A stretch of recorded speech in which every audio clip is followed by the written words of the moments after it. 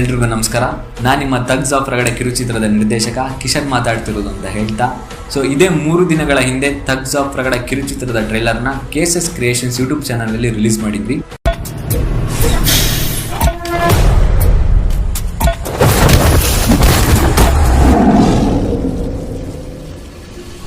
So ಸುಮಾರು 100ಕ್ಕೆ 75% ಜನ ತಮ್ಮ ಅನಿಸಿಕೆಯನ್ನು ಪ್ಯಾರಾಗ್ರಾಫ್ ಮೂಲಕ ನಮಗೆ ತಿಳಿಸಿದ್ದಾರೆ.